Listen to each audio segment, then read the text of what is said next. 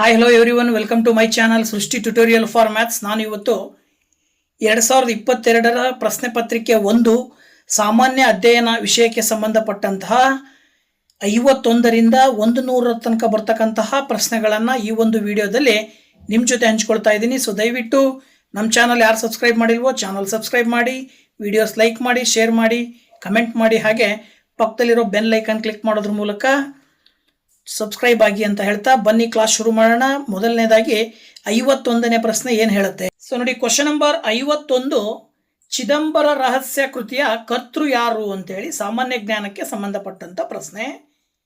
ಚಿದಂಬರ ರಹಸ್ಯ ಕೃತಿಯನ್ನು ಬರೆದಿರ್ತಕ್ಕಂಥವ್ರು KP ಪೂರ್ಣಚಂದ್ರ ತೇಜಸ್ವಿ. ಹಾಗಾಗಿ ನೀವು ಆಪ್ಷನ್ 2 ಆಯ್ಕೆ ಮಾಡಬೇಕಾಗತ್ತೆ 51ನೇ ಪ್ರಶ್ನೆಗೆ. ಅದೇ ರೀತಿಯಲ್ಲಿ 52ನೇ ಕ್ವಶನ್ ಹೇಳುತ್ತೆ, ಭಾರತದ ನೆಪೋಲಿಯನ್ ಎಂದು ಕರೆಯಲ್ಪಡುವ ರಾಜ ಯಾರನ್ನ ಕರಿತೀವಿ ನಾವು ಭಾರತದ ನೆಪೋಲಿಯನ್ ಅಂತೇಳಿ?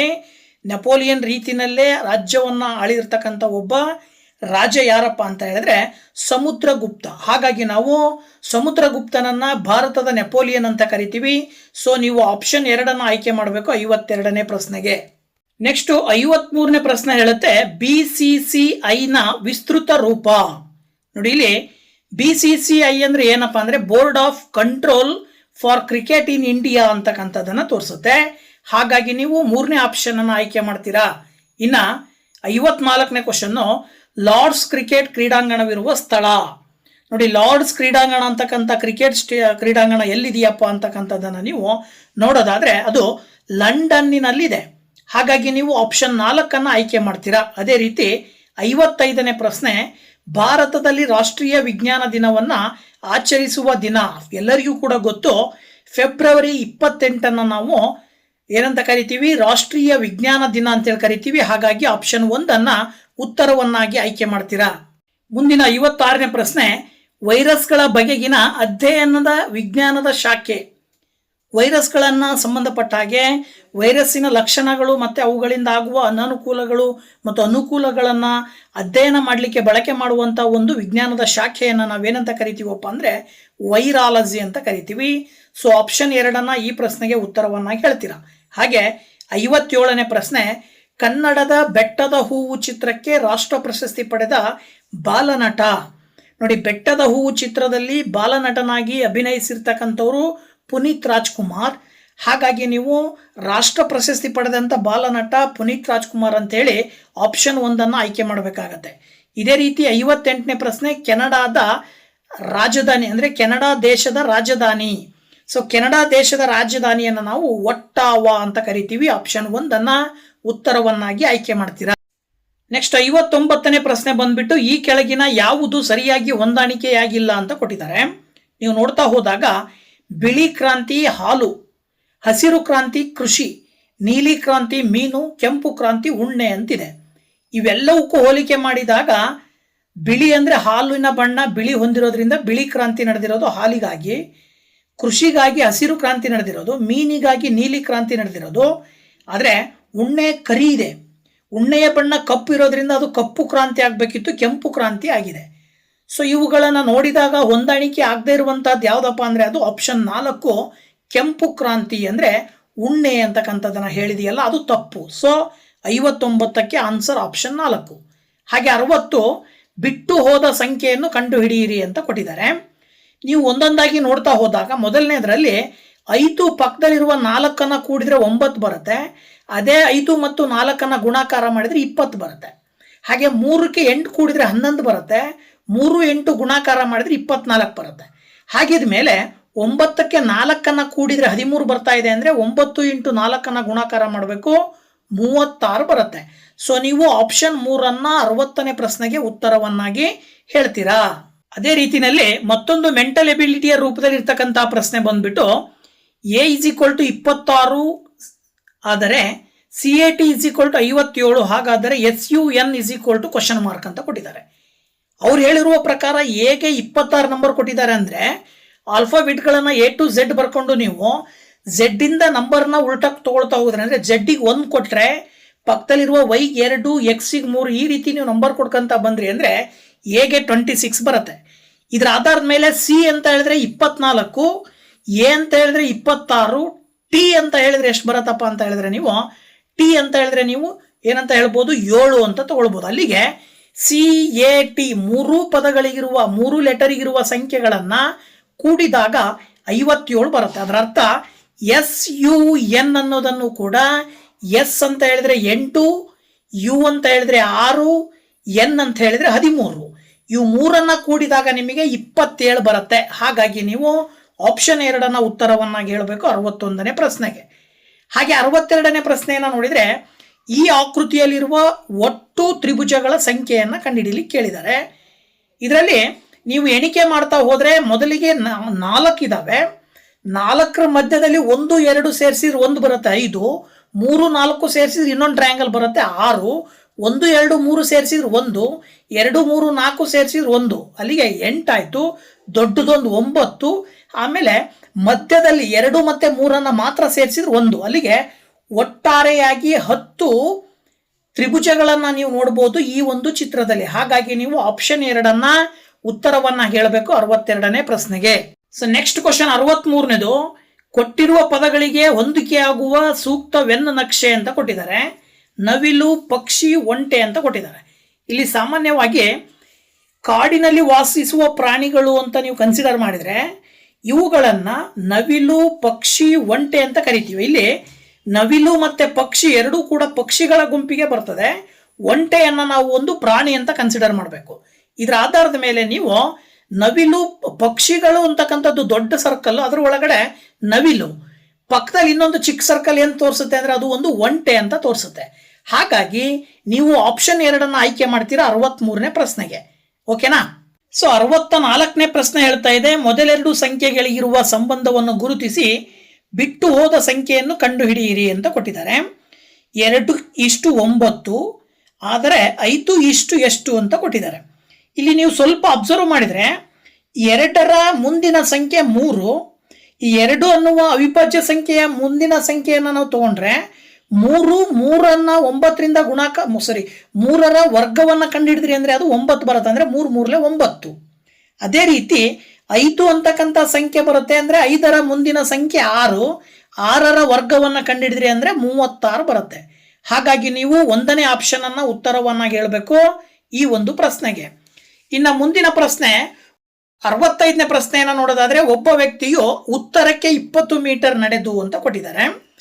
ಉತ್ತರಕ್ಕೆ 20 ಮೀಟರ್ ಮುಂದಕ್ಕೆ ಹೋಗಿ ಮತ್ತೆ ಎಡಕ್ಕೆ ತಿರುಗಿ ಅಂತ ಕೊಟ್ಟಿದ್ದಾರೆ. ಅಂದರೆ ಉತ್ತರದಿಂದ ಎಡಕ್ಕೆ ತಿರುಗಿದ್ರೆ ಪಶ್ಚಿಮ ದಿಕ್ಕು ಬರುತ್ತೆ. ಎಡಕ್ಕೆ ತಿರುಗಿ 40 ಮೀಟರ್ ನಡೀತಾನೆ, ಮತ್ತೆ ಆ ಪಶ್ಚಿಮ ದಿಕ್ಕಿನಿಂದ ಎಡಕ್ಕೆ ತಿರುಗ್ತಾನೆ ಅಂತ ಕೊಟ್ಟಿದ್ದಾರೆ ಅವರು. ಅದು ದಕ್ಷಿಣಕ್ಕೆ ಮುಖ ಆದ. ಈಗ ಸುಮಾರು 20 ಮೀಟರ್ ನಡೆದಿದ್ದಾನೆ. ಆಮೇಲೆ ಮತ್ತೆ ಬಲಕ್ಕೆ ತಿರುಗಿ 20 ಮೀಟರ್ ನಡೀತಾನೆ, ಮತ್ತೆ ಬಲಕ್ಕೆ ತಿರುಗಿದೆ ಅಂದರೆ ಮತ್ತೆ ಪಶ್ಚಿಮಕ್ಕೆ ಬರ್ತದೆ ಅದು. ಅಲ್ಲಿಗೆ ಒಟ್ಟಾರೆಯಾಗಿ ಅವನು ಮೂಲ ಸ್ಥಳದಿಂದ ಎಷ್ಟು ದೂರದಲ್ಲಿದ್ದಾನೆ ಅಂತ ಕೊಟ್ಟಿದ್ದಾರೆ.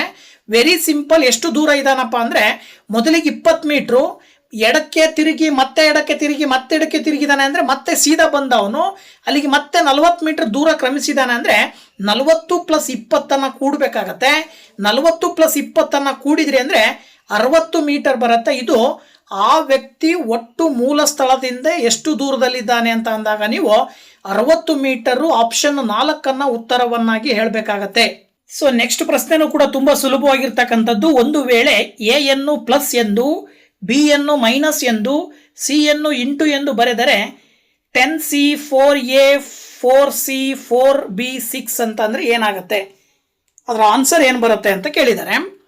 ಅವರೇ ಹೇಳಿರುವ ಹಾಗೆ ಸಿ ಇರೋ ಜಾಗದಲ್ಲಿ ಇಂಟು ಹಾಕ್ಕೊಂಡು, ಎ ಇರೋ ಜಾಗದಲ್ಲಿ ಪ್ಲಸ್ ಹಾಕ್ಕೊಂಡು, ನೀವು ಇನ್ನೊಂದು ಬಿ ಇರೋ ಜಾಗದಲ್ಲಿ ಮೈನಸ್ ಹಾಕ್ಕೊಂಡ್ರಿ ಅಂದರೆ 10 × 4 + 4 × 4 - 6 ಆಗುತ್ತೆ. ನೀವು ಬಾಟ್ಮಾಸ್ ನಿಯಮದ ಪ್ರಕಾರವಾಗಿ ಮೊದಲು ಗುಣಾಕಾರ ಮಾಡಿ ನಂತರ ನೀವು ಅಡಿಷನ್ ಅಥವಾ ಸಬ್ಟ್ರಾಕ್ಷನ್ ಮಾಡಬೇಕು. ಅಂದರೆ 10 × 4 ಮಧ್ಯೆ ಇಂಟು ಇರೋದ್ರಿಂದ 14 40, ಪ್ಲಸ್ ಬರೆದು 4 × 4 16, ನಂತರದಲ್ಲಿ ಪ್ಲಸ್ ಮಾಡಿದಾಗ 40 16 ಕೂಡಿದ್ರೆ 50 ಬರುತ್ತೆ. ಪಕ್ಕದಲ್ಲಿರುವ -6 ಕಳೆದ್ರಿ ಅಂದರೆ 40 16 ಕೂಡಿದ್ರೆ 56 ಬರುತ್ತೆ. 56ರಲ್ಲಿ ಪಕ್ಕದಲ್ಲಿರುವ -6 ಕಳೆದ್ರಿ ಅಂದರೆ 50 ಬರುತ್ತೆ. ಸೊ ನೀವು 1ನೇ ಆಪ್ಷನ್ ಉತ್ತರವನ್ನಾಗಿ ಹೇಳಬೇಕು 66ನೇ ಪ್ರಶ್ನೆಗೆ. ಇದೇ ರೀತಿಯಲ್ಲಿ ನೆಕ್ಸ್ಟು 67ನೇ ಪ್ರಶ್ನೆ, ಅತಿ ಹೆಚ್ಚು ಪುರುಷರ ಲಾನ್ ಟೆನಿಸ್ ಗ್ರ್ಯಾಂಡ್ ಸ್ಲಾಮ್ ಪ್ರಶಸ್ತಿ ಪಡೆದ ಆಟಗಾರ ಯಾರು ಅಂತ ಕೊಟ್ಟಿದ್ದಾರೆ. ಅಂದರೆ ಲಾನ್ ಟೆನ್ನಿಸ್ ಗ್ರ್ಯಾಂಡ್ ಸ್ಲಾಮ್ ಪ್ರಶಸ್ತಿಯನ್ನು ಅತಿ ಹೆಚ್ಚು ಬಾರಿ ಪಡೆದಂತಹ ಆಟಗಾರ ಯಾರು ಅನ್ನೋದು ಪ್ರಶ್ನೆ. ಆ ಆಟಗಾರ ಯಾರಪ್ಪ ಅಂದರೆ ರಫೆಲ್ ನಡಾಲ್ ಅಂತಕ್ಕಂಥ ಒಬ್ಬ ಆಟಗಾರ. ಸೊ ಹಾಗಾಗಿ ನೀವು ಆಪ್ಷನ್ 3 ಉತ್ತರವನ್ನಾಗಿ ಆಯ್ಕೆ ಮಾಡ್ತೀರಾ. ನೆಕ್ಸ್ಟು ಜಲಶಕ್ತಿ ಅಭಿಯಾನದ ಪ್ರಮುಖ ಉದ್ದೇಶ ಅಂತ ಕೊಟ್ಟಿದ್ದಾರೆ. ಕೊಟ್ಟಂತಹ ಕೆಳಗಿನ 4 ಆಪ್ಷನ್ಗಳನ್ನು ನೋಡಿದಾಗ ಜಲಶಕ್ತಿ ಅಭಿಯಾನದ ಪ್ರಮುಖ ಉದ್ದೇಶವನ್ನು ಎಲ್ಲಿ ಕೊಟ್ಟಿದ್ದಾರೆ ಅಂದರೆ ಆಪ್ಷನ್ 2ರಲ್ಲಿ ಕೊಟ್ಟಿದ್ದಾರೆ. ಪ್ರತಿ ಮನೆಗೂ ಕೊಳವೆಯಲ್ಲಿ ನೀರು ಸರಬರಾಜು ಮಾಡುವುದು ಅಂತೇಳಿ. ಹಾಗಾಗಿ ಆಪ್ಷನ್ 2 ಆಯ್ಕೆ ಮಾಡಬೇಕು. ಮುಂದಿನ ಪ್ರಶ್ನೆ, ವೈದ್ಯಕೀಯ ಕ್ಷೇತ್ರದಲ್ಲಿನ ಸಾಧನೆಗೆ ಪದ್ಮ ವಿಭೂಷಣ ಪ್ರಶಸ್ತಿ 2021 ಪಡೆದ ಕನ್ನಡಿಗ ಯಾರಪ್ಪ ಅಂತ ಹೇಳಿದ್ರೆ ಅದು BM ಹೆಗಡೆ. ಹಾಗಾಗಿ ಆಪ್ಷನ್ 2 69ನೇ ಪ್ರಶ್ನೆಗೂ ಕೂಡ ಆಯ್ಕೆ ಮಾಡ್ತೀರಾ ಉತ್ತರವನ್ನಾಗಿ. ನೆಕ್ಸ್ಟ್ 70ನೇ ಪ್ರಶ್ನೆಯನ್ನು ನೋಡೋದಾದ್ರೆ, ಭಾರತದಲ್ಲಿ ಮೊದಲ ಬಾರಿಗೆ ಯಂಗ್ ರೀಡರ್ ಬೋಟ್ ಲೈಬ್ರರಿಯನ್ನು ಪ್ರಾರಂಭಿಸಿದ ರಾಜ್ಯ. ಯಂಗ್ ರೀಡರ್ ಬೋಟ್ ಲೈಬ್ರರಿಯನ್ನ ಪ್ರಾರಂಭ ಮಾಡಿದ್ದು ಮೊದಲನೇದಾಗಿ ಪಶ್ಚಿಮ ಬಂಗಾಳದಲ್ಲಿ. ಹಾಗಾಗಿ ನೀವು ಉತ್ತರವನ್ನಾಗಿ ಆಪ್ಷನ್ 2 ಆಯ್ಕೆ ಮಾಡಬೇಕಾಗತ್ತೆ. ಇನ್ನು 71ನೇ ಪ್ರಶ್ನೆ ಬಂದ್ಬಿಟ್ಟು, ಕರ್ನಾಟಕದಲ್ಲಿ ಕನ್ನಡ ಮತ್ತು ಸಂಸ್ಕೃತಿ ಇಲಾಖೆಯಿಂದ ನೀಡಲ್ಪಡುವ ಅತ್ಯುನ್ನತ ಸಾಹಿತಿ ಗೌರವ ಪ್ರಶಸ್ತಿ ಯಾವುದು ಅಂತ ಕೊಟ್ಟಿದ್ದಾರೆ.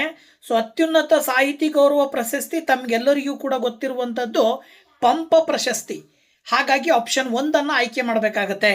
ನೋಡಿ, ಸುಲಭವಾದಂಥ ಪ್ರಶ್ನೆ ಮುಂದಿಂದು. ಕರ್ನಾಟಕದಲ್ಲಿ SSLC ಪರೀಕ್ಷೆಯನ್ನು ಯಶಸ್ವಿಯಾಗಿ ಪೂರೈಸಿದ ರೈತರ ಮಕ್ಕಳ ಮುಂದಿನ ವಿದ್ಯಾಭ್ಯಾಸದ ಸಲುವಾಗಿ ಪ್ರತಿ ವರ್ಷ ಶಿಷ್ಯ ವೇತನ ಒದಗಿಸುವ ಒಂದು ಕಾರ್ಯಕ್ರಮ ಅದು ಯಾವುದು ಅಂತ ಕೊಟ್ಟಿದ್ದಾರೆ.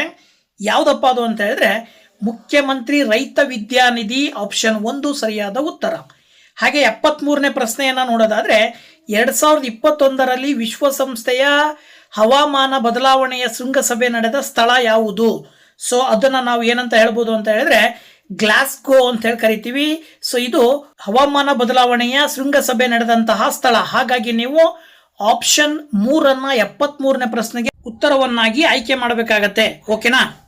ಸೊ ಮುಂದೆ 74ನೇ ಪ್ರಶ್ನೆ, the furrows in a field the unexplored life ಎಂಬ ಜೀವನ ಚರಿತ್ರೆ ಪುಸ್ತಕವು ಇವರಿಗೆ ಸಂಬಂಧಿಸಿದೆ ಅಂತ ಕೊಟ್ಟಿದ್ದಾರೆ. ಸೊ ಈ ಒಂದು ಪುಸ್ತಕದಲ್ಲಿ HD ದೇವೇಗೌಡ ಅವರಿಗೆ ಸಂಬಂಧಪಟ್ಟಂತ ಒಂದು ಜೀವನ ಚರಿತ್ರೆಯನ್ನು ಒಳಗೊಂಡಂತ ಪುಸ್ತಕ ಇದಾಗಿದೆ. ಹಾಗಾಗಿ ನೀವು ಆಪ್ಷನ್ 3 ಉತ್ತರವನ್ನಾಗಿ ಆಯ್ಕೆ ಮಾಡಬೇಕು, HD ದೇವೇಗೌಡ. ಇದಾದ ನಂತರದಲ್ಲಿ 75ನೇ ಪ್ರಶ್ನೆ, ವಿಶ್ವದ ಅತಿ ಎತ್ತರದ ರೈಲ್ವೆ ಸೇತುವೆ ಇರುವುದು. ವಿಶ್ವದ ಅತಿ ಎತ್ತರವಾದಂತಹ ರೈಲ್ವೆ ಸೇತುವೆ ಇರುವಂತದ್ದು ಚಿನಾಬ್ ನದಿಯ ಮೇಲೆ. ಹಾಗಾಗಿ ಆಪ್ಷನ್ 4 ಉತ್ತರವನ್ನಾಗಿ ಆಯ್ಕೆ ಮಾಡ್ತೀರಾ. ಸೊ ನೆಕ್ಸ್ಟ್ ಬರುವಂಥ ಪ್ರಶ್ನೆಗಳು ಶೈಕ್ಷಣಿಕ ಮನೋವಿಜ್ಞಾನ, ಮಗುವಿನ ಬೆಳವಣಿಗೆ ಮತ್ತು ಬೋಧನಾಶಾಸ್ತ್ರಕ್ಕೆ ಸಂಬಂಧಪಟ್ಟಂತಹ ಮೊದಲ 25 ಪ್ರಶ್ನೆಗಳನ್ನು ಈ ವಿಡಿಯೋದಲ್ಲಿ ನಿಮ್ಮ ಜೊತೆ ಡಿಸ್ಕಷನ್ ಮಾಡ್ತಾ ಇದ್ದೀನಿ. ಮೊದಲನೇದಾಗಿ ಡಿಸ್ಲೆಕ್ಸಿಯಾ ಸ್ಥಿತಿಯು ಹೊಂದಿರುವ ಕ್ಲಿಷ್ಟತೆ ಅಂತ ಕೊಟ್ಟಿದ್ದಾರೆ. ಇಲ್ಲಿ ಸಾಮಾನ್ಯವಾಗಿ ಇದು ಓದುವುದಕ್ಕೆ ಸಂಬಂಧಪಟ್ಟಂತ ಒಂದು ಕ್ಲಿಷ್ಟತೆ ಅಂತ ಹೇಳ್ತೀವಿ ನಾವು. ಹಾಗಾಗಿ ಆಪ್ಷನ್ 1 ಆಯ್ಕೆ ಮಾಡಬೇಕಾಗತ್ತೆ 76ನೇ ಪ್ರಶ್ನೆಗೆ. ಮುಂದುವರೆದು ಅಂತರಾವಲೋಕನ ತಂತ್ರಗಳನ್ನು ಬಳಸಿ ಒಬ್ಬ ವ್ಯಕ್ತಿಯ ವರ್ತನೆಯನ್ನು ಪ್ರಾಯೋಗಿಕವಾಗಿ ಕಾರಣೀಕರಿಸಲು ಸಾಧ್ಯವಿಲ್ಲದ ಒಂದು ಸನ್ನಿವೇಶ ಅಂತ ಕೊಟ್ಟಿದ್ದಾರೆ. ಏನಪ್ಪ ಅಂತ ಹೇಳಿದ್ರೆ, ಒಬ್ಬ ವ್ಯಕ್ತಿಯ ಅಂತರಾವಲೋಕನವಾದ ತಂತ್ರಗಳನ್ನು ಬಳಕೆ ಮಾಡಿ ಅವನ ವರ್ತನೆಯನ್ನು ಕಾರಣೀಕರಿಸಲು ಯಾವುದು ಸಾಧ್ಯ ಇಲ್ಲ ಕೆಳಗಿನ 4ರಲ್ಲಿ ಅಂತ ನೋಡಿದಾಗ, ಆ ಒಬ್ಬ ವ್ಯಕ್ತಿಯು ಹತಾಶೆಗೊಳಗಾದಾಗ ಆ ವ್ಯಕ್ತಿಯಿಂದ ಯಾವುದೇ ರೀತಿಯಾದಂತಹ ಪ್ರಾಯೋಗಿಕ ವರ್ತನೆಯನ್ನು ನಾವು ತಿಳ್ಕೊಳ್ಳಿಕ್ಕೆ ಸಾಧ್ಯ ಇಲ್ಲ. ಹಾಗಾಗಿ ನೀವು ಆಪ್ಷನ್ 1 ಆಯ್ಕೆ ಮಾಡಬೇಕು 77ನೇ ಪ್ರಶ್ನೆಗೆ. 78ನೇ ಪ್ರಶ್ನೆ ಹೇಳುತ್ತೆ, ತನ್ನ ತಂಡದ ಸದಸ್ಯರೊಬ್ಬರ ಕೆಲಸದ ಪ್ರಮಾಣವನ್ನು ಅವಲೋಕಿಸಲು ಮೇಲ್ವಿಚಾರಕರು ಅಳವಡಿಸುವ ವಿಧಾನ. ಯಾವ ವಿಧಾನವನ್ನು ಬಳಸ್ತಾರೆ? ಪಾಲ್ಗೊಳ್ಳುವಿಕೆ ಅವಲೋಕನವನ್ನು ಬಳಕೆ ಮಾಡೋದ್ರ ಮೂಲಕ ತನ್ನ ತಂಡದ ಸದಸ್ಯರ ಕೆಲಸದ ಪ್ರಮಾಣವನ್ನು ಅವಲೋಕನ ಮಾಡಿ ಮೇಲ್ವಿಚಾರಕರು ಏನು ಮಾಡ್ಬೋದು? ಸಂಶೋಧನೆ ಮಾಡಬಹುದು. ಹೇಗೆ ಅಂದರೆ ಪಾಲ್ಗೊಳ್ಳುವಿಕೆಯ ಅವಲೋಕನ ವಿಧಾನವನ್ನು ಬಳಕೆ ಮಾಡಿ. ಸೊ 78ಕ್ಕೆ ಆಪ್ಷನ್ 3 ಉತ್ತರವನ್ನಾಗಿ ಹೇಳಬೇಕು. ಹಾಗೆ 79ನೇ ಪ್ರಶ್ನೆ ಬಂದ್ಬಿಟ್ಟು ಸ್ವತಂತ್ರ ಚಲಕ ಅಂದರೆ ಪ್ರಚೋದನೆ, ಅವಲಂಬಿ ಚಲಕ ಅಂದರೆ ಏನು ಅಂತ ಕೊಟ್ಟಿದ್ದಾರೆ. ನೋಡಿ, ಇಲ್ಲಿ ಸ್ವತಂತ್ರ ಚಲಕ ಅಂದರೆ ಪ್ರಚೋದನೆ ಆದರೆ ಅವಲಂಬಿಕ ಚಲಕ ಅಂತ ಹೇಳಿದ್ರೆ ಅದನ್ನು ನಾವು ಪ್ರತಿಕ್ರಿಯೆ, ಪ್ರಚೋದನೆ, ಪ್ರತಿಕ್ರಿಯೆ. ಸ್ವತಂತ್ರ ಚಲಕಕ್ಕೆ ಪ್ರಚೋದನೆಯನ್ನು ನೀವು ಆಯ್ಕೆ ಮಾಡಿದ್ರಿ ಅಂದರೆ ಅವಲಂಬಿ ಚಲಕಕ್ಕೆ ಏನು ಹೇಳಬೇಕಾಗತ್ತೆ? ಪ್ರತಿಕ್ರಿಯೆ. ಆಪ್ಷನ್ 1 ಸರಿಯಾದ ಉತ್ತರ. ಇನ್ನು 80 ಬಂದ್ಬಿಟ್ಟು ವಿದ್ಯಾರ್ಥಿಯ ಶೈಕ್ಷಣಿಕ ಪ್ರಗತಿಯನ್ನು ಅರ್ಥ ಮಾಡಿಕೊಳ್ಳಲು ಆತನ ಅಂಕಪಟ್ಟಿಯನ್ನು ಗಮನಿಸಬಹುದು. ಇದಕ್ಕೆ ಬಳಸಬಹುದಾದಂಥ ವಿಧಾನ. ಆತನ ಅಂಕಪಟ್ಟಿಯನ್ನು ಬಳಕೆ ಮಾಡಿ ವಿದ್ಯಾರ್ಥಿಯ ಒಂದು ಶೈಕ್ಷಣಿಕ ಪ್ರಗತಿಯನ್ನು ನಾವು ಚೆಕ್ ಮಾಡ್ತಾ ಇದ್ದೀವಿ ಅಂದರೆ ಅದನ್ನು ನಾವು ವ್ಯಕ್ತಿ ಅಧ್ಯಯನ ಅಂತ ಹೇಳ್ತೀವಿ. So option 2 ಹೇಳಬೇಕಾಗತ್ತೆ. ಇನ್ನು 81ನೇ ಪ್ರಶ್ನೆ ಬಂದ್ಬಿಟ್ಟು ಅನ್ಯೋನ್ಯತೆ ಮತ್ತು ನಿಕಟ ಸ್ನೇಹವನ್ನು ವ್ಯಕ್ತಪಡಿಸುವುದು. ಏನಂತ ಕರಿತೀವಿ ಅದನ್ನು? ಅನ್ಯೋನ್ಯತೆ ಮತ್ತು ನಿಕಟ ಸ್ನೇಹ ಯಾವ ಒಂದು ಅವಸ್ಥೆಯಲ್ಲಿ ಬರುತ್ತೆ? ಪೂರ್ವ ಬಾಲ್ಯ, ಉತ್ತರ ಬಾಲ್ಯ, ತಾರುಣ್ಯ ಮತ್ತು ಮಧ್ಯಮ. ಇವಿಷ್ಟರಲ್ಲಿ ಆ ಒಂದು ಸಂದರ್ಭ ಬರುವಂಥದ್ದು ಸ್ನೇಹಕ್ಕೆ ಹೆಚ್ಚಿನ ಒಂದು ಒತ್ತು ಕೊಡುವಂಥ ಒಂದು ಅವಸ್ಥೆ ಯಾವುದಪ್ಪ ಅಂದರೆ ಅದು ತಾರುಣ್ಯಾವಸ್ಥೆ. ಹಾಗಾಗಿ ನೀವು ಆಪ್ಷನ್ 3 ಉತ್ತರವನ್ನಾಗಿ ಹೇಳಬೇಕಾಗತ್ತೆ. ಮುಂದಿನ ಪ್ರಶ್ನೆ 82. ಇಲ್ಲಿ 2 ಹೇಳಿಕೆಗಳನ್ನು ಕೊಟ್ಟಿದ್ದಾರೆ, ಎ ಮತ್ತು ಬಿ. ಎ ಹೇಳಿಕೆ ಹೇಳುತ್ತೆ ಜೀವಿಯಲ್ಲಿ ಉಂಟಾಗುವ ಪರಿಮಾಣಾತ್ಮಕ ಮತ್ತು ಗುಣಾತ್ಮಕ ಬದಲಾವಣೆಯೇ ವಿಕಾಸ ಅಂತ ಕೊಟ್ಟಿದ್ದಾರೆ. ಇನ್ನೊಂದು ಪಾಯಿಂಟ್ ಹೇಳುತ್ತೆ ಯಾವುದೇ ಜೀವಿಯಲ್ಲಿ ಉಂಟಾಗುವ ವಿಕಾಸವು ಬೆಳವಣಿಗೆ, ಸಾಮರ್ಥ್ಯ, ಪಕ್ವತೆ ಮತ್ತು ಪರಿಸರದೊಂದಿಗಿನ ಅನುಕ್ರಿಯೆಯನ್ನು ಒಳಗೊಂಡಿರುತ್ತದೆ ಅಂತ ಕೊಟ್ಟಿದ್ದಾರೆ. ಕೊಟ್ಟಂತಹ 2 ಹೇಳಿಕೆಗಳನ್ನು ನೋಡಿದಾಗ ಇದರಲ್ಲಿ ಯಾವುದು ಸರಿ ಯಾವುದು ತಪ್ಪು ಅನ್ನೋದಕ್ಕೆ ಸಂಬಂಧಪಟ್ಟ ಹಾಗೆ ಕೆಳಗಡೆ 4 ಆಪ್ಷನ್ಗಳನ್ನು ಕೊಟ್ಟಿದ್ದಾರೆ. ಆ 4 ಆಪ್ಷನ್ಗಳನ್ನು ನೀವು ನೋಡ್ತಾ ಹೋದಾಗ ಈ ಕೊಟ್ಟಂಥ 2 ಪಾಯಿಂಟ್ಗಳಿಗೆ ಸಂಬಂಧಿಸಿದ ಹಾಗೆ 1ನೇ ಆಪ್ಷನ್ ಹೇಳುತ್ತೆ ಹೇಳಿಕೆ ಎಯು ಸರಿಯಾಗಿದೆ, ಹಾಗೆಯೇ ಹೇಳಿಕೆ ಬಿಯು ಹೇಳಿಕೆ ಎಗೆ ಸಮರ್ಥನೀಯವಾಗಿದೆ ಅಂತೇಳಿ ಹೇಳುತ್ತೆ. ಹಾಗಾಗಿ ಆಪ್ಷನ್ 1 ನೀವು ಆಯ್ಕೆ ಮಾಡಬೇಕಾಗತ್ತೆ 82ನೇ ಪ್ರಶ್ನೆಗೆ. ಹಾಗಿದ್ಮೇಲೆ 83 ಹೇಳುತ್ತೆ ಎಲ್ಲ ಮಕ್ಕಳು ಏಕರೀತಿಯ ವಿಕಾಸದ ಹಂತಗಳನ್ನು ಪ್ರದರ್ಶಿಸಿದರೂ ಅವರ ವಿಕಾಸದ ಅವಧಿಯಲ್ಲಿ ವ್ಯತ್ಯಯವಾಗಿರುತ್ತದೆ.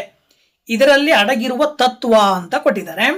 ಅಂದರೆ ಏಕರೀತಿಯ ವಿಕಾಸದ ಹಂತಗಳನ್ನು ಪ್ರದರ್ಶನ ಮಾಡಬೇಕಾದ್ರೆ ಅಲ್ಲಿ ವಿಕಾಸದ ಅವಧಿಯ ವ್ಯತ್ಯಯ ಆಗುತ್ತೆ ಅನ್ನೋದನ್ನು ಹೇಳ್ತದೆ. ಇದು ಯಾವ ಒಂದು ತತ್ವಕ್ಕೆ ಸಂಬಂಧಿಸಿದ್ದು? ಇದು ಅನನ್ಯತೆಯ ತತ್ವ ಅಂತ ಕರಿತೀವಿ ನಾವು. ಆ ಒಂದು ಅನನ್ಯತೆಯ ತತ್ವದ ಒಂದು ಸ್ಟೇಟ್ಮೆಂಟ್ ಇದಾಗಿರೋದ್ರಿಂದ ನೀವು ಆಪ್ಷನ್ 2 83ಕ್ಕೆ ಉತ್ತರವನ್ನಾಗಿ ಹೇಳಬೇಕು. ಹಾಗೆ 84 ಕೆಳಗಡೆ ಪಟ್ಟಿ ಕೊಟ್ಟಿದ್ದಾರೆ. ಆ ಪಟ್ಟಿ 1 ಮತ್ತು 2ಕ್ಕೆ ಸಂಬಂಧಪಟ್ಟ ಹಾಗೆ ಪಟ್ಟಿ 1ರಲ್ಲಿ ನೈತಿಕ ವಿಕಾಸದ ಹಂತಗಳನ್ನು ಹೊಂದಿದ್ರೆ ಪಟ್ಟಿ 2ರಲ್ಲಿ ವಿಕಾಸದ ಅವಧಿಯೊಂದಿಗೆ ಸರಿಯಾಗಿ ಹೊಂದಿಸಿದ್ದಾರೆ. ಇದರಲ್ಲಿ ಯಾವುದು ಸರಿ ಅಂತೇಳಂದ್ರೆ ನೈತಿಕ ವಿಕಾಸದ ಹಂತಗಳು ನಂಬಿಕೆ ವರ್ಸಸ್ ಅಪನಂಬಿಕೆ, ಸ್ವಾಯತ್ತತೆ ವರ್ಸಸ್ ನಾಚಿಕೆ ಅಥವಾ ಅನುಮಾನ, ಉಪಕ್ರಮಿಸುವಿಕೆ ವರ್ಸಸ್ ಅಪರಾಧ ಮನೋಭಾವ, ಕಾರ್ಯಶೀಲತೆ ವರ್ಸಸ್ ಕೀಳರಿಮೆ ಅಂತೇಳಿ. ಈ ನಂಬಿಕೆ ವರ್ಸಸ್ ಅಪನಂಬಿಕೆ ಅಂತಕ್ಕಂಥದ್ದು ಎಷ್ಟು ವರ್ಷದಿಂದ ಎಲ್ಲಿ ತನಕ ಇರುತ್ತೆ ಅನ್ನೋದ್ರೆ 1.5 ವರ್ಷದಿಂದ 3 ವರ್ಷದ ತನಕ ಅಂತ ಕೊಟ್ಟಿದ್ದಾರೆ. 2ನೇದು ಸ್ವಾಯತ್ತತೆ ಮತ್ತು ನಾಚಿಕೆ ಅನುಮಾನ ಅನ್ನೋದು ಹುಟ್ಟಿನಿಂದ 1.5 ವರ್ಷದವರೆಗೂ ಇರುತ್ತೆ. ಇನ್ನು 3ನೇದು ಉಪಕ್ರಮಿಸುವಿಕೆ ವರ್ಸಸ್ ಅಪರಾಧ ಮನೋಭಾವ ಅನ್ನೋದು 6 ವರ್ಷದಿಂದ 12 ವರ್ಷದವರೆಗೂ ಇರುತ್ತೆ. ಹಾಗೆ ಕಾರ್ಯಶೀಲತೆ ವರ್ಸಸ್ ಕೀಳರಿಮೆ ಅನ್ನೋದು 3 ವರ್ಷದಿಂದ 6 ವರ್ಷದವರೆಗೆ ಇರುತ್ತೆ ಅಂತ ಕೊಟ್ಟಿದ್ದಾರೆ. ಕೆಳಗಡೆ ಕೊಟ್ಟಂತಹ ಆಪ್ಷನ್ಗಳನ್ನು ನೀವು ನೋಡ್ತಾ ಹೋದಾಗ ಸರಿಯಾಗಿರುವಂಥದ್ದು ಯಾವುದಪ್ಪ ಅಂದರೆ 2ನೇ ಆಪ್ಷನ್. ಅಂದರೆ 1ನೇದಕ್ಕೆ ಎ ಸರಿ, 2ನೇದಕ್ಕೆ ಬಿ ಸರಿ, 3ನೇದಕ್ಕೆ ಸಿ ಸರಿ, 4ನೇದಕ್ಕೆ ಡಿ. ಅಂದರೆ ಕೊಟ್ಟಿರುವ ಪಟ್ಟಿ 2 ಕೂಡ ಹೊಂದಾಣಿಕೆಯಾಗಿದೆ, ಸರಿಯಾದ ಹೊಂದಿಕೆಯನ್ನು ಹೊಂದಿದೆ, ಹೊಂದಾಣಿಕೆಯಲ್ಲಿ ಬರೆದಿದ್ದಾರೆ ಅಂತ ಹೇಳ್ತಾ ಇದೆ. ಹಾಗಾಗಿ ನೀವು ಆಪ್ಷನ್ 2 ಉತ್ತರವನ್ನಾಗಿ ಹೇಳಬೇಕು 84ನೇ ಪ್ರಶ್ನೆಗೆ. ಮುಂದುವರಿದು 85ನೇ ಪ್ರಶ್ನೆ ಹೇಳುತ್ತೆ ಒಂದು ಮಗು ತತ್ಕ್ಷಣದಲ್ಲಿ ಸಂಘಶೀಲತೆ ವರ್ತನೆಯನ್ನು ತೋರಿಸಲು ಮುಂದಾಗುತ್ತದೆ. ಈ ವರ್ತನೆಗೆ ಸಹಭಾಗಿತ್ವವಾಗಿರುವ ಸಂವೇದನೆ ಅಂತ ಕೊಟ್ಟಿದ್ದಾರೆ. ಇಲ್ಲಿ ಸಾಮಾನ್ಯವಾಗಿ ನೀವು ನೋಡಿದಾಗ ಆ ಒಂದು ಮಗು ತತ್ಕ್ಷಣದಲ್ಲಿ ಸಂಘಶೀಲತೆ ವರ್ತನೆಯನ್ನು ತೋರಿಸಬೇಕು ಅಂತ ಹೇಳಿದ್ರೆ ಈ ಒಂದು ವರ್ತನೆಗೆ ಸಹಭಾಗಿತ್ವವಾಗಿರುವಂಥ ಒಂದು ಸಂವೇದನೆ ಯಾವುದಪ್ಪ ಅಂತ ಹೇಳೋದಾದ್ರೆ ನೀವು ಒಂಟಿತನದ ಭಾವ ಅಂತೇಳಿ ಹೇಳ್ಬೋದು. ಹಾಗಾಗಿ ಆಪ್ಷನ್ 3 ಉತ್ತರವನ್ನಾಗಿ ಹೇಳಬೇಕಾಗತ್ತೆ. ಇನ್ನು 86ನೇ ಪ್ರಶ್ನೆ ಭಾಷೆ, ಶಾಲೆ ಅಥವಾ ಪೋಷಕರಿಂದ ಪಡೆಯುವ ತರಬೇತಿ ಮೂಲಕ ಮಗುವಿನಲ್ಲಿ ಉಂಟಾಗುವ ಕಲಿಕೆಗೆ ಒತ್ತು ನೀಡುವ ವಿಕಾಸದ ಒಂದು ಘಟಕಾಂಶ ಯಾವುದು? ಬೆಳವಣಿಗೆನ, ಅನುಭವನ, ಪರಿಪಕ್ವತೆನ ಅಥವಾ ಸಾಮಾಜಿಕ ಪ್ರಸರಣನ ಅಂತ ಕೊಟ್ಟಿದ್ದಾರೆ. ಅಂದರೆ ಭಾಷೆಯನ್ನು ಕಲಿಯೋದ್ರ ಮೂಲಕ, ಶಾಲೆಯಲ್ಲಿ ಅಭ್ಯಾಸ ಮಾಡೋದ್ರ ಮೂಲಕ, ಜೊತೆಗೆ ಪೋಷಕರಿಂದ ತರಬೇತಿಯನ್ನು ಪಡೆಯೋದ್ರ ಮೂಲಕ ಮಗುವಿನಲ್ಲಿ ಉಂಟಾಗುವ ಒಂದು ಕಲಿಕೆಯನ್ನು ಏನಂತ ಕರಿತೀವಿ ಅಂಥೇಳಿ. ಸೊ ವೆರಿ ಸಿಂಪಲ್, ಅದನ್ನು ನಾವು ಸಾಮಾಜಿಕ ಪ್ರಸರಣ ಅಂತೇಳಿ ಹೇಳ್ಬೋದು. ಹಾಗಾಗಿ ಆಪ್ಷನ್ 4 ಉತ್ತರವನ್ನ ಹೇಳ್ತೀರಾ 86ನೇ ಪ್ರಶ್ನೆಗೆ. ನೆಕ್ಸ್ಟ್ ಪ್ರಶ್ನೆ ಬಂದ್ಬಿಟ್ಟು ಪಿಯಾಜೆಯವರ ಪ್ರಕಾರ ಮಗುವು ನೈತಿಕವೂ ಅಲ್ಲದ ಅನೈತಿಕವೂ ಅಲ್ಲದ ವರ್ತನೆಗಳನ್ನು ತೋರ್ಪಡಿಸುವ ನೈತಿಕ ವಿಕಾಸದ ಹಂತ ಅಂತ ಕೊಟ್ಟಿದ್ದಾರೆ. ಈ ಕಡೆ ನೈತಿಕ ವರ್ತನೆಯೂ ಅಲ್ಲ, ಆ ಕಡೆ ಅನೈತಿಕ ವರ್ತನೆಯೂ ಅಲ್ಲ. ಇವೆರಡರ ಮಧ್ಯದಲ್ಲಿರುವ ವರ್ತನೆಯನ್ನು ತೋರ್ಪಡಿಸುವಂತ ಒಂದು ನೈತಿಕ ವಿಕಾಸದ ಹಂತವನ್ನ ಏನಂತ ಕರಿತೀವಿ ಅನ್ನೋದು ಪ್ರಶ್ನೆ. ಆ ಪ್ರಶ್ನೆಯ ಪ್ರಕಾರ ವೆರಿ ಸಿಂಪಲ್, ನಾವು ಇದನ್ನು ಏನಂತ ಹೇಳ್ತೀವಿ ಅಂದ್ರೆ ಸಂಬಂಧ ಭಾವಹೀನ ಹಂತ ಅಂತ ಕರಿತೀವಿ, ಅಂದ್ರೆ ಅನೋಮಿ ಅಂತ ಹೇಳ್ತೀವಿ. ಹಾಗಾಗಿ ನೀವು 87ನೇ ಪ್ರಶ್ನೆಗೆ ಆಪ್ಷನ್ 1 ಆಯ್ಕೆ ಮಾಡ್ತೀರಾ. ಹಾಗೆ 88ನೇ ಪ್ರಶ್ನೆ, ಉತ್ತರ ಬಾಲ್ಯದ ಕೊನೆ ಹಂತದ ವಿದ್ಯಾರ್ಥಿಗಳ ದೈಹಿಕ ವಿಕಾಸಕ್ಕೆ ಸಂಬಂಧಿಸಿದಂತೆ ಸೂಕ್ತವಲ್ಲದ ಹೇಳಿಕೆಯನ್ನು ಗುರುತಿಸಿ ಅಂತಿದ್ದಾರೆ. ಅಂದ್ರೆ ಉತ್ತರ ಬಾಲ್ಯದ ಕೊನೆಯ ಹಂತದಲ್ಲಿ ವಿದ್ಯಾರ್ಥಿಗಳು ದೈಹಿಕ ವಿಕಾಸಕ್ಕೆ ಸಂಬಂಧಪಟ್ಟಂತೆ ಕೆಳಗಿನ ಯಾವ ಒಂದು ಹೇಳಿಕೆ ಸೂಕ್ತವಲ್ಲ ಅಂತಕ್ಕಂಥದ್ದನ್ನು ತಿಳಿಸ್ಬೇಕು ಅಂತೇಳಿ. ಇದಕ್ಕೆ ಸಂಬಂಧಪಟ್ಟಂತ 4 ಆಪ್ಷನ್ಗಳನ್ನು ನೀವು ನೋಡ್ತಾ ಹೋದಾಗ ಬಾಲಕಿಯರ ಎತ್ತರವು ಬಾಲಕರ ಎತ್ತರಕ್ಕಿಂತ ಹೆಚ್ಚಾಗಿರುತ್ತದೆ, ಇದು ಸೂಕ್ತವಲ್ಲದ ಹೇಳಿಕೆ. ಇದರಲ್ಲಿ ಯಾವುದೇ ರೀತಿಯಲ್ಲಿ ಎಕ್ಸಾಕ್ಟ್ ಆಗಿ ನೀವು ಅರ್ಥವನ್ನ ಕೊಡ್ಲಿಕ್ಕೆ ಆಗಲ್ಲ. ಎತ್ತರಕ್ಕೂ ಮತ್ತೆ ಉತ್ತರ ಬಾಲ್ಯದಲ್ಲಿ ನಡೆಯುವಂತಹ ಕೆಲವು ಹಂತಗಳಿಗೂ ಸಂಬಂಧ ಇರಲ್ಲ. ಹಾಗಾಗಿ ನೀವು ಆಪ್ಷನ್ 4 ಉತ್ತರವನ್ನ ಹೇಳಬೇಕು 88ನೇ ಪ್ರಶ್ನೆಗೆ. ಓಕೆ, 89 ಹೇಳುತ್ತೆ 2 ಹೇಳಿಕೆಗಳನ್ನ ಕೊಟ್ಟಿದ್ದಾರೆ ಅವರು. ಆ 2 ಹೇಳಿಕೆಗಳನ್ನ ನೋಡೋದಾದ್ರೆ ಒಬ್ಬ ವಿದ್ಯಾರ್ಥಿಗೆ ನೀವು ಸಮಸ್ಯೆಯನ್ನು ನೀಡಿದರೆ ಅದನ್ನು ಪೂರ್ಣಗೊಳಿಸಲು ಆತನು 3 ಅಥವಾ ಅದಕ್ಕಿಂತ ಹೆಚ್ಚು ದಿನಗಳ ಕಾಲಾವಕಾಶ ತೆಗೆದುಕೊಳ್ಳುತ್ತಾನೆ. ಹಾಗೆ ಪ್ರತಿದಿನವೂ ಅದೇ ಕ್ರಮಾನುಗತಿಯಲ್ಲಿ ಸ್ವಲ್ಪ ಮಾರ್ಪಾಡುಗಳೊಂದಿಗೆ ಸಾಗುತ್ತಾನೆ. ಇನ್ನೊಂದು ಹೇಳಿಕೆ, ಕಲಿಯುವ ವಿದ್ಯಾರ್ಥಿಗಳು ಸಾಮಾನ್ಯವಾಗಿ ನಿಧಾನಗತಿಯೂ ವಿಧಾನವನ್ನು ಒಳಗೊಂಡಂತೆ ವ್ಯವಸ್ಥಿತವಾಗಿ ಹೊಸ ವಿಚಾರವನ್ನು ಗಳಿಸಿಕೊಳ್ಳುತ್ತಾರೆ ಅಂತ ಕೊಟ್ಟಿದ್ದಾರೆ. ಈ 2 ಹೇಳಿಕೆಗಳಲ್ಲಿ ಯಾವುದು ಸರಿ ಯಾವುದು ತಪ್ಪು ಅನ್ನೋದಕ್ಕೆ ಸಂಬಂಧಪಟ್ಟ ಹಾಗೆ ಕೆಳಗಡೆ ಕೊಟ್ಟಂತ ಆಪ್ಷನ್ಗಳನ್ನ ನೀವು ನೋಡ್ತಾ ಹೋದಾಗ ಕೊಟ್ಟಿರುವ 2 ಹೇಳಿಕೆಗಳು ಹೇಗಿದಾವಪ್ಪ ಅಂತ ಹೇಳಿದ್ರೆ, 1ನೇ ಹೇಳಿಕೆ ಸರಿಯಾಗಿದೆ, ಅಂದ್ರೆ ಹೇಳಿಕೆ ಎ ಸರಿಯಾಗಿದೆ, ಮತ್ತು ಹೇಳಿಕೆ ಬಿ ಅನ್ನೋದು ಏನಾಗಿದೆ ಅಂದ್ರೆ ಹೇಳಿಕೆ ಎಗೆ ಪೂರಕವಾಗಿದೆ. ಹಾಗಾಗಿ ನೀವು ಇಲ್ಲೂ ಕೂಡ ಆಪ್ಷನ್ 1 ಉತ್ತರವನ್ನಾಗಿ ಆಯ್ಕೆ ಮಾಡಬೇಕು 89ಕ್ಕೆ. ಮುಂದಿನ ಪ್ರಶ್ನೆ 90ನೇದು ಹೇಳುತ್ತೆ, ಒಂದು ಮಗು ಇತರರಿಗೆ ತನ್ನಿಂದ ತಪ್ಪಾದಾಗ ಅಪರಾಧ ಮನೋಭಾವವನ್ನು ಅನುಭವಿಸುತ್ತದೆ. ಮಗುವಿನ ಈ ವರ್ತನೆಗೆ ಕಾರಣವಾದ ವಿಕಾಸ. ನೋಡಿ, ಒಂದು ಮಗು ತನಗೇನಾದರೂ ಇತರರಿಂದ ತನ್ನಿಂದ ಏನಾದರೂ ಇತರರಿಗೆ ತಪ್ಪಾಯಿತು ಅಂದರೆ ಅವಾಗ ಅಪರಾಧದ ಮನೋಭಾವನೆ ತನ್ನಲ್ಲಿ ಅನುಭವವನ್ನು ಪಡ್ತದೆ.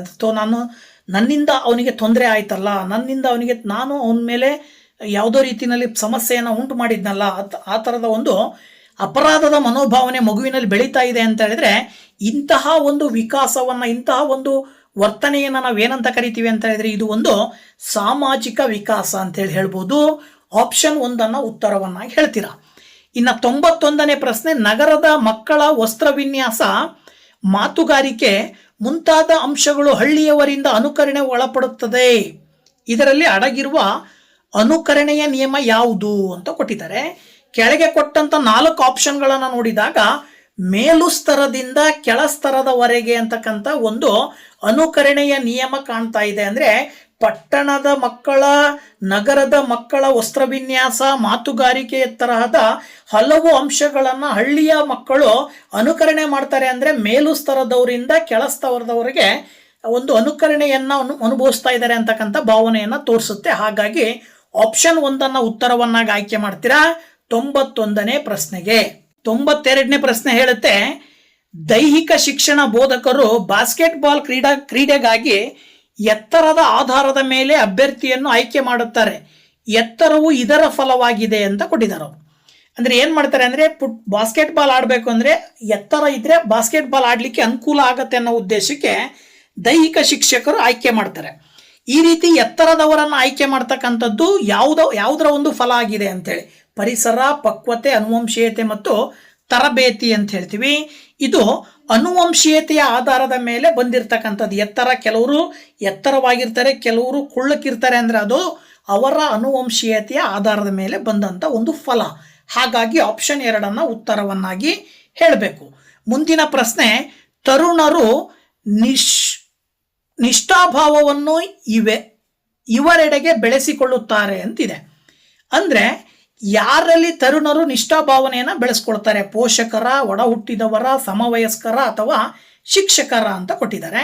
ಆ್ಯಕ್ಚುಯಲ್ ಆಗಿ ಅವ್ರು ಏನು ಮಾಡ್ತಾರೆ ಅಂದರೆ ಅವರ ಸಮವಯಸ್ಕರ ಜೊತೆಗೆ ನಿಷ್ಠಾಭಾವವನ್ನು ಹೊಂದಿರ್ತಾರೆ ತರುಣರು. ಹಾಗಾಗಿ ಆಪ್ಷನ್ 3 ಆಯ್ಕೆ ಮಾಡಬೇಕಾಗತ್ತೆ 93ನೇ ಪ್ರಶ್ನೆಗೆ. ಇನ್ನು 94ನೇದು, ಅಪರಾಧ ಮತ್ತು ಸಮಸ್ಯೆ ವರ್ತನೆಯ ಇತಿಹಾಸವನ್ನು ಹೊಂದಿರುವ ತರುಣರಲ್ಲಿ ಕಂಡುಬರುವ ಸಂಕೇತ. ಅಂದರೆ ಅಪರಾಧ ಮತ್ತು ಸಮಸ್ಯೆಯ ವರ್ತನೆಯನ್ನು ತೋರಿರುವಂತಹ ಇತಿಹಾಸವನ್ನು ಯಾವ ಒಂದು ತರುಣರು ಹೊಂದಿರ್ತಾರೋ ಅವರಲ್ಲಿ ಕಂಡು ಬರ್ತಕ್ಕಂಥದ್ದು ಯಾವ ಒಂದು ಸ್ಥಿತಿ ಕಂಡು ಬರುತ್ತೆ ಅಂತಕ್ಕಂಥದ್ದನ್ನ ನೀವು ನೋಡ್ತಾ ಹೋದಾಗ ಏನಂತ ಹೇಳ್ಬೋದು ಆನ್ಸರ್ ಅಂತ ಹೇಳಿದ್ರೆ, ಋಣಾತ್ಮಕ ಸ್ವಬಿಂಬವನ್ನ ತೋರಿಸುವಂತ ಸ್ಥಿತಿಯನ್ನ ಹೊಂದಿರ್ತಾರೆ. ಹಾಗಾಗಿ ನೀವು ಆಪ್ಷನ್ 2 94ನೇ ಪ್ರಶ್ನೆಗೆ ಉತ್ತರವನ್ನಾಗಿ ಹೇಳಬೇಕಾಗತ್ತೆ. ಹಾಗೆ ಮುಂದುವರಿದು 95ನೇ ಪ್ರಶ್ನೆಯನ್ನು ನೋಡೋದಾದ್ರೆ, ವಿದ್ಯಾರ್ಥಿಯು ನೃತ್ಯ ಪ್ರದರ್ಶನದಲ್ಲಿ ಕಣ್ಣು ಮತ್ತು ಕೈಗಳ ಸಮನ್ವಯತೆಯನ್ನು ಬಳಸುತ್ತಾನೆ. ಈ ಪ್ರಕ್ರಿಯೆಗೆ ಕಾರಣವಾಗುವ ವಿಕಾಸವು ಅಂತ ಕೊಟ್ಟಿದ್ದಾರೆ. ಅಂದರೆ ಡ್ಯಾನ್ಸ್ ಮಾಡ್ತಕ್ಕಂಥವ್ನು ಏನು ಮಾಡ್ತಾನೆ, ತನ್ನ ಕಣ್ಣು ಮತ್ತು ಕೈಗಳನ್ನು ಸಮನ್ವಯವಾಗಿ ಬಳಕೆ ಮಾಡ್ತಕ್ಕಂಥದ್ದನ್ನು ನಾವು ನೋಡ್ತೀವಿ. ಸೊ ಈ ಒಂದು ವಿಕಾಸವನ್ನು ನಾವು ಏನಂತ ಕರಿತೀವಪ್ಪ ಅಂದರೆ ಸ್ನಾಯು ವಿಕಾಸ ಅಂತ ಕರಿತೀವಿ, ಕೆಳಗಡೆ ಕೊಟ್ಟಂಥ ಆಪ್ಷನ್ಗಳನ್ನು ನೋಡ್ತಾ ಹೋದಾಗ. ಹಾಗಾಗಿ ನೀವು ಆಪ್ಷನ್ 1 ಉತ್ತರವನ್ನಾಗಿ ಹೇಳಬೇಕಾಗತ್ತೆ. ಹಾಗೆಯೇ 96ನೇ ಪ್ರಶ್ನೆ ಬಂದು, ಶಾಲೆಯಲ್ಲಿ ಮಧ್ಯಾಹ್ನ 3ಕ್ಕೆ ಬಾರಿಸುವ ಗಂಟೆಯ ಶಬ್ದದ ನಂತರ ವಿದ್ಯಾರ್ಥಿಗಳು ಶಾಲೆಯಿಂದ ಹೊರಗೆ ಹೋಗುತ್ತಾರೆ. ಈ ವರ್ತನೆಯ ಸ್ವರೂಪವನ್ನು ನಾವು ಏನಂತ ಕರಿತೀವಿ? ವೆರಿ ಸಿಂಪಲ್, ಇದು ಒಂದು ಕಲಿಕೆಯ ಮುಂದುವರೆದ ಭಾಗ. ಹಾಗಾಗಿ ಆಪ್ಷನ್ 4 ಆಯ್ಕೆ ಮಾಡ್ತೀರಾ, ಕಲಿಕೆ. ಹಾಗೆ 97ನೇ ಪ್ರಶ್ನೆ ಬಂದು, ಪರಿಹಾರ ಸಮಸ್ಯೆಗೆ ತಂತ್ರವಲ್ಲದ್ದು ಯಾವುದು? ಕೆಳಗೆ ಕೊಟ್ಟಿರುವ ಆಪ್ಷನ್ಗಳಲ್ಲಿ ಪರಿಹಾರ ಸಮಸ್ಯೆಗೆ ಯಾವುದು ತಂತ್ರವಲ್ಲ ಕೆಳಗಡೆ ಇರ್ತಕ್ಕಂಥದ್ರಲ್ಲಿ ಅಂತ ನೋಡ್ತಾ ಹೋದಾಗ, ಹಂತ ವಿಭಜನೆ, ಸತ್ಯಾನ್ವೇಷಣೆ, ಪ್ರಾಯೋಗಿಕತೆ ಮತ್ತು ಸರಾಸರಿ ಅಂತಿಮ ವಿಶ್ಲೇಷಣೆ, ಇವುಗಳಲ್ಲಿ ಪರಿಹಾರ ಸಮಸ್ಯೆಗೆ ತಂತ್ರ ಅಲ್ಲದೆ ಇರ್ತಕ್ಕಂಥದ್ದು ಯಾವುದಪ್ಪ ಅಂದರೆ ಅದು ಪ್ರಾಯೋಗಿಕತೆ ಇಲ್ಲಿ ಬಳಕೆಗೆ ಬರಲ್ಲ. ಹಾಗಾಗಿ ಆಪ್ಷನ್ 3 ಉತ್ತರವನ್ನಾಗಿ ಹೇಳಬೇಕಾಗತ್ತೆ. ನೆಕ್ಸ್ಟ್ 98ನೇ ಪ್ರಶ್ನೆ ಹೇಳುತ್ತೆ, ಬೋಧನಾ ಕಲಿಕಾ ಪ್ರಕ್ರಿಯೆಯಲ್ಲಿ ಕಲಿಕೆಯನ್ನು ಪರಿಣಾಮಕಾರಿ ಮಾಡುವಲ್ಲಿ ಶಿಕ್ಷೆಯನ್ನು ಬಳಸಲಾಗುತ್ತದೆ, ಇದನ್ನು ಪ್ರತಿನಿಧಿಸುವುದು ಅಂತ ಕೊಟ್ಟಿದ್ದಾರೆ. ಅಂದರೆ ಅಭ್ಯಾಸ ಮಾಡುವಂತಹ ಸಂದರ್ಭದಲ್ಲಿ ಕಲಿಕೆ ಪರಿಣಾಮಕಾರಿಯನ್ನು ಮಾಡಬೇಕಾಗಿ ಶಿಕ್ಷಕರಾಗಿರ್ಬೋದು ಅಥವಾ ಅದನ್ನು ಕಲಿಕೆಯನ್ನು ಉಂಟು ಮಾಡ್ತಾ ಇರ್ತಕ್ಕಂಥವ್ರು ಏನು ಮಾಡ್ತಾರೆ, ಶಿಕ್ಷೆಯನ್ನು ಬಳಕೆ ಮಾಡ್ತಾರೆ. ಇದನ್ನು ಯಾವುದಕ್ಕಾಗಿ ಮಾಡ್ತಾರೆ? ಕ್ರಿಯಾ ಪ್ರಸೂತ ಅನುಬಂಧದ ಆಧಾರದ ಮೇಲೆನ, ಪ್ರಬಲ ಅಪೇಕ್ಷೆ ಶಾಸ್ತ್ರೀಯ ಅನುಬಂಧನ, ಅಥವಾ ಸಾಮಾಜಿಕ ಕಲಿಕೆನ, ಅಥವಾ ವಿಮುಖ ಶಾಸ್ತ್ರೀಯ ಅನುಬಂಧನ ಅಂಥೇಳಿ ಇಲ್ಲಿ ಕೊಟ್ಟಿರ್ತಕ್ಕಂಥದ್ದನ್ನು ನೋಡಿದಾಗ ವಿಮುಖ ಶಾಸ್ತ್ರೀಯ ಅನುಬಂಧನದ ಆಧಾರದ ಮೇಲೆ ನಾವೇನು ಮಾಡ್ತೀವಿ, ಕಲಿಸಬೇಕಾದಾಗ ಕಲಿಕೆ ಪರಿಣಾಮಕಾರಿಯನ್ನಾಗಿ ಮಾಡಬೇಕು ಅಂಥೇಳಿ ಶಿಕ್ಷೆಯನ್ನು ಬಳಕೆ ಮಾಡ್ತೀವಿ. ಸೊ ಇದು ಆಪ್ಷನ್ 3 ಸರಿಯಾದ ಉತ್ತರ 98ನೇ ಪ್ರಶ್ನೆಗೆ. 99ಕ್ಕೆ, ಘಟಕವನ್ನು ಪೂರ್ಣಗೊಳಿಸಿದ ನಂತರ ಶಿಕ್ಷಕರು ನೀಡಿದ ನಿಯೋಜಿತ ಕಾರ್ಯವನ್ನು ವಿದ್ಯಾರ್ಥಿ ಬರೆಯುತ್ತಾನೆ. ಪ್ರಸ್ತುತ ಸನ್ನಿವೇಶದಲ್ಲಿ ಕಂಡುಬರುವ ಕಲಿಕೆ ಏನು? ಅಂತರ್ದೃಷ್ಟಿನ, ಸಾಮಾಜಿಕನ, ಕ್ರಿಯಾಪ್ರಸೂತನ ಅಥವಾ ಯತ್ನ ಮತ್ತು ದೋಷನ? ಏನೋ ಅಭ್ಯಾಸ ಘಟಕ ಪಾಠ ಮುಗಿತದೆ, ಮುಗಿದ ಮೇಲೆ ಶಿಕ್ಷಕರು ಏನು ಮಾಡ್ತಾರೆ, ಒಂದು ಕಾರ್ಯವನ್ನು ಕೊಡ್ತಾರೆ. ನಿಯೋಜಿತ ಕಾರ್ಯ ಅಂದರೆ ಒಂದು ಹೋಮ್ವರ್ಕ್ ಅಥವಾ ಒಂದು ಪ್ರಾಜೆಕ್ಟನ್ನು ಕೊಡ್ತಾರೆ. ಆ ಪ್ರಾಜೆಕ್ಟನ್ನು ವಿದ್ಯಾರ್ಥಿ ಬರಿತಾನೆ. ಇದು ಯಾವುದಕ್ಕೆ ಸಂಬಂಧಪಟ್ಟಿರೋದು ಅಂದರೆ ಕ್ರಿಯಾಪ್ರಸೂತ ಅನುಬಂಧನ ಅಂತ ಹೇಳ್ತೀವಿ ನಾವು. ಸೊ ಇದಕ್ಕೆ ಸಂಬಂಧಪಟ್ಟಿದ್ದು. ಹಾಗಾಗಿ ಆಪ್ಷನ್ 2 ಉತ್ತರವನ್ನಾಗಿ ಹೇಳಬೇಕಾಗತ್ತೆ. ಸೊ ಈ ಒಂದು ವಿಡಿಯೋದಲ್ಲಿ ಕೊನೆಯದಾಗಿ ಒಂದು ಕ್ವಶನ್ ಅನ್ನು ನೋಡೋಣ. 100th ಕ್ವಶನ್ ಬಂದ್ಬಿಟ್ಟು ವಸ್ತುಗತ ಮೌಲ್ಯೀಕರಣದ ಸ್ವರೂಪ ಅಂತ ಕೊಟ್ಟಿದ್ದಾರೆ. ಅಂದರೆ ಮೌಲ್ಯೀಕರಣದ ಸ್ವರೂಪವನ್ನು ವಸ್ತುಗತವಾಗಿ ಹೇಳೋದಾದ್ರೆ ಏನಂತ ಹೇಳ್ತೀವಿ ನೋಡಿ. ಇಲ್ಲಿ ಸಾಮಾನ್ಯವಾಗಿ ಏನು ಹೇಳ್ಬೋದು, ಕೊಟ್ಟಂಥ ಆಪ್ಷನ್ಗಳಲ್ಲಿ 2ನೇ ಆಪ್ಷನ್ನು ಮಗುವು ಏನನ್ನು ಕಲಿತಿದೆ ಅಂತಕ್ಕಂಥದ್ದನ್ನು ತಿಳಿಲಿಕ್ಕೋಸ್ಕರ ನಾವೇನು ಮಾಡ್ತೀವಿ, ವಸ್ತುಗತ ಮೌಲ್ಯೀಕರಣವನ್ನು ಮಾಡ್ತೀವಿ. ಸೊ ಹಾಗಾಗಿ ವಸ್ತುಗತ ಮೌಲ್ಯೀಕರಣ ಸ್ವರೂಪವು ಏನಂತ ಹೇಳ್ತೀವಿ ಅಂತ ಹೇಳಿದ್ರೆ ಅದನ್ನು ನಾವು ಮಗುವು ಏನನ್ನು ಕಲಿತಿದೆ ಅಂತಕ್ಕಂಥದ್ದನ್ನು ತಿಳಿಲಿಕ್ಕೋಸ್ಕರ ಈ ಒಂದು ಹಂತವನ್ನು ಬಳಸ್ತೀವಿ. ಹಾಗಾಗಿ ನೀವು ಆಪ್ಷನ್ 2 ಆಯ್ಕೆ ಮಾಡಬೇಕಾಗತ್ತೆ 100ನೇ ಪ್ರಶ್ನೆಗೆ. ಓಕೆನಾ? ಸೊ ಸುಮಾರು 50ರಿಂದ 51ರಿಂದ 100 ತನಕ 50 ಪ್ರಶ್ನೆಗಳನ್ನು ಈ ವಿಡಿಯೋದಲ್ಲಿ ಹಂಚ್ಕೊಂಡಿದ್ದೀನಿ. ಮುಂದುವರೆದು 101ರಿಂದ 150 ತನಕ ಬರುವಂತಹ ಮುಂದಿನ 50 ಪ್ರಶ್ನೆಗಳನ್ನು ಈ ಪೇಪರ್ನಲ್ಲಿ ಬರುವಂತಹವುಗಳನ್ನು ನೆಕ್ಸ್ಟ್ ವಿಡಿಯೋದಲ್ಲಿ ನಿಮ್ಮ ಜೊತೆ ಹಂಚ್ಕೊಳ್ತೀನಿ. ಇಷ್ಟೋ ತನಕ ವಿಡಿಯೋ ನೋಡಿದ್ದೀರಾ, ತಮ್ಮೆಲ್ಲರಿಗೂ ಕೂಡ once again thank you very much. Bye bye.